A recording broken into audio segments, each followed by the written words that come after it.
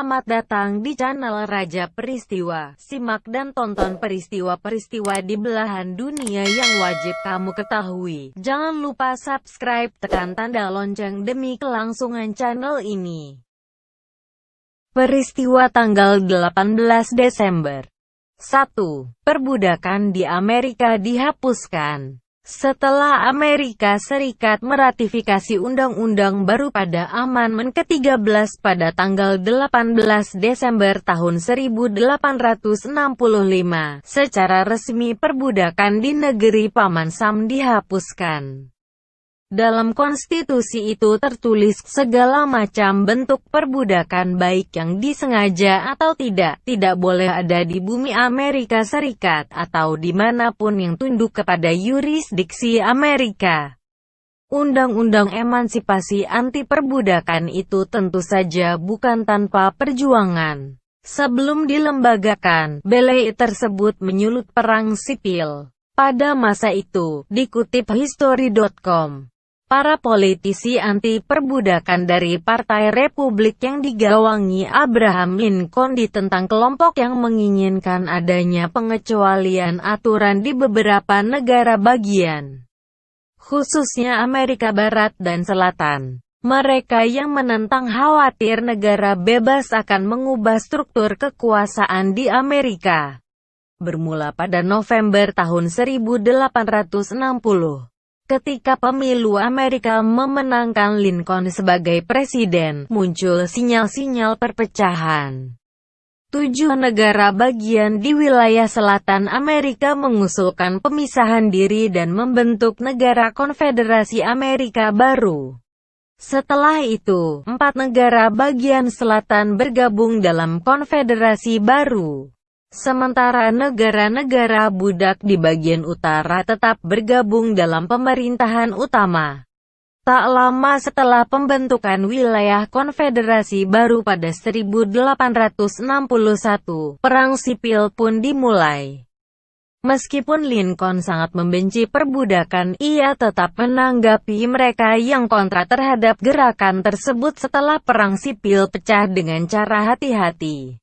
Di saat perang sipil berlangsung, pemerintah utama menyadari bagaimana gerakan emansipasi ini sangat menguntungkan mereka, sementara 11 negara bagian yang tidak sepakat itu sebenarnya sedang menggali kuburannya mereka sendiri. Pasalnya, pembebasan budak akan melemahkan konfederasi baru tersebut dengan cara merampas sebagian besar tenaga kerjanya. Pada tanggal 1 Januari tahun 1863, Presiden Lincoln secara resmi mendeklarasikan proklamasi emansipasi anti-perbudakan, seraya mengerahkan para tentara untuk membebaskan semua budak di negara-negara yang masih dalam pemberontakan. Sejak saat itu, sekitar 3 juta budak dijamin kebebasannya oleh konstitusi. Proklamasi emansipasi mengubah perang sipil dari yang tadinya perang melawan pihak yang hendak memisahkan diri dari federasi menjadi perang untuk lahirnya kemerdekaan baru, seperti digaungkan Lincoln.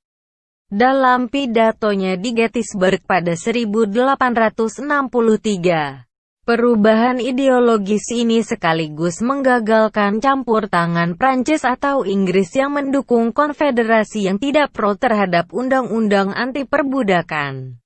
Sampai akhirnya, setelah selama 246 tahun tawanan dari Afrika dibeli sebagai budak, pada tanggal 18 Desember tahun 1865 Amandemen ke-13 secara resmi diterima sebagai konstitusi yang sah. Setelah itu segala bentuk perbudakan musnah.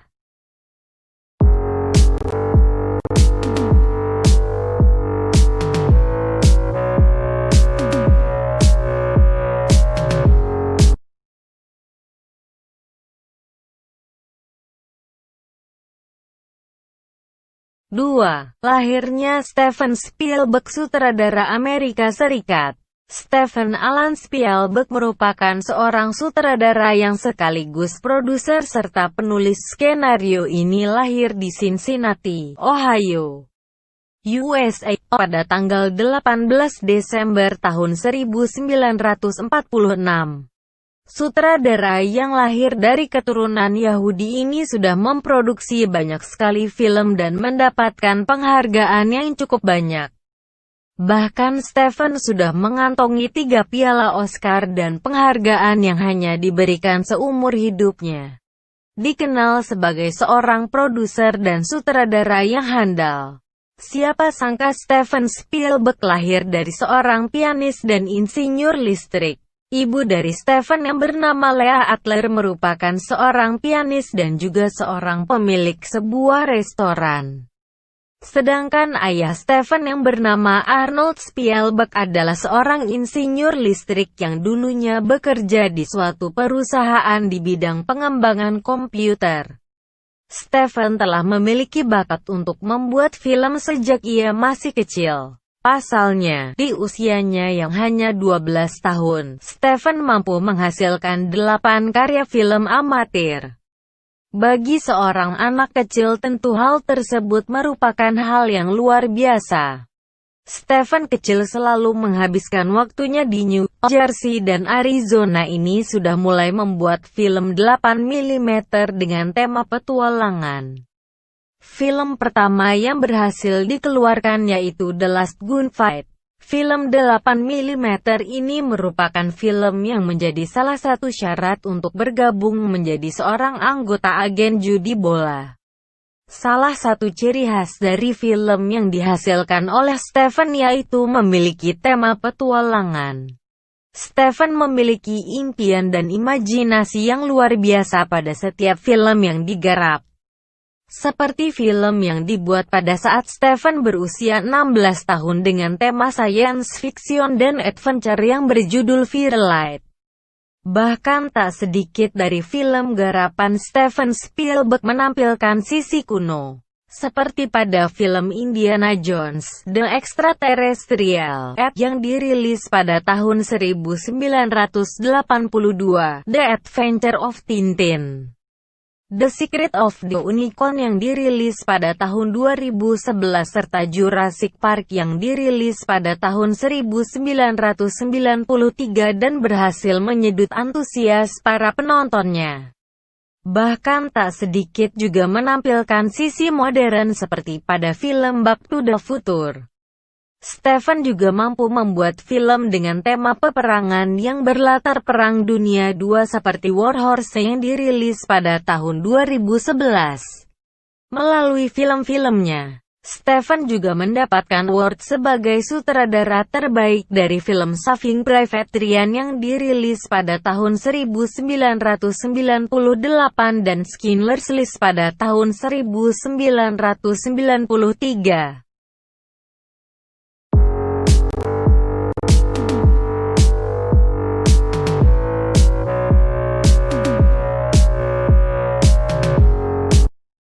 3. Lahirnya Hatta Rajasa 1953, politikus Indonesia. Insinyur Muhammad Hatta Rajasa lahir di Palembang, Sumatera Selatan pada tanggal 18 Desember tahun 1953. Ayahnya bernama H. Muhammad Thohir.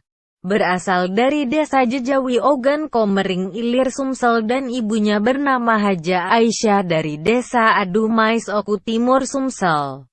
Dia dilahirkan dari keluarga sederhana. Dia adalah anak kedua dari 13 bersaudara. Dia pun semasa kecil tidak pernah bercita-cita menjadi seorang menteri. Ayahnya seorang tentara yang kemudian berhenti dan memilih menjadi PNS, sedangkan ibunya adalah ibu rumah tangga. Sejak kecil Hatta sudah diajarkan hidup disiplin dan mandiri. Saat di SMP dan SMA dia sudah berpisah dengan orang tuanya. Dia tinggal dan sekolah di Palembang sedangkan orang tuanya di Ogan Komering Ilir. Lulus SMA, Hatta kembali hidup jauh dari orang tuanya. Ia kuliah di Institut Teknologi Bandung. Sewaktu kuliah, Hatta terbilang aktif di organisasi dan dia menjabat Wakil Ketua Himpunan Mahasiswa Teknik Perminyakan ITB dan Senator Mahasiswa ITB. Selain itu, ia juga aktivis Masjid Salman Bandung. Bahkan jauh sebelum itu dia aktif di Pelajari Islam Indonesia. Lulus kuliah, Hatta sebetulnya ingin menjadi dosen, tapi kandas karena lebih memilih membantu orang tua dan saudara-saudaranya. Dia memilih menjadi pengusaha. Hatta lalu memulai karirnya pada usia 24 tahun sebagai teknisi lapangan di PT Bina Patra Jaya pada tahun 1977 sampai tahun 1978. Pada tahun 1980, ia dipercaya menjadi wakil manajer teknis di sebuah perusahaan pengeboran minyak PT Meta FC. Karirnya terus melesat pada usia 29 tahun. Dia sudah menjadi presiden direktur PT Artindo. Dia menduduki posisi ini dari tahun 1982 hingga 2000. Sukses di dunia perminyakan, dia mulai tertarik ke dunia politik. Naluri aktivisnya saat mahasiswa mendorongnya terjun di dunia kepartaian. Bersamaan lahirnya era reformasi, dan berdirinya Partai Amanat Nasional, PAN, Hatta bergabung ke PAN dengan menjadi Ketua Departemen Sumber Daya Alam dan Energi. Ia pun kemudian mencalonkan diri sebagai anggota legislatif pada pemilu 1999 dari daerah pemilihan Bandung, Jawa Barat. Karir politiknya mulai meroket di lembaga legislatif itu. Ia terpilih menjadi Ketua Fraksi Reformasi DPR RI pada saat Kongres IPAN pada tahun 2000.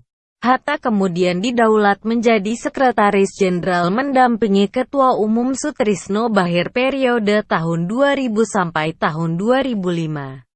Dari dunia legislatif, dia beralih ke eksekutif dengan menjadi beberapa kali menteri di kabinet yang berbeda.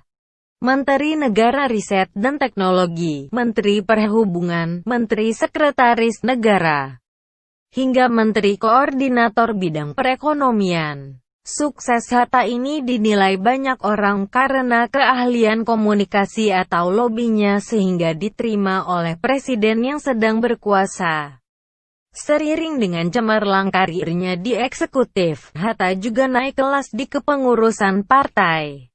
Dari sekjen dia menjadi Ketua Umum DPP PAN tahun 2010 sampai tahun 2015.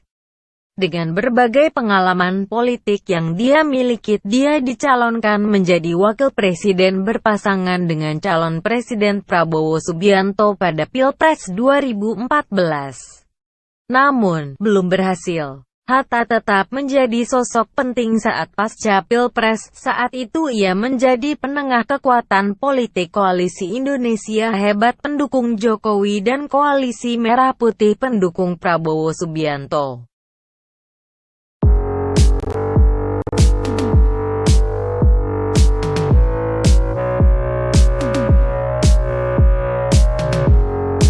Terima kasih sudah menonton video ini. Jangan lupa tonton video-video lainnya.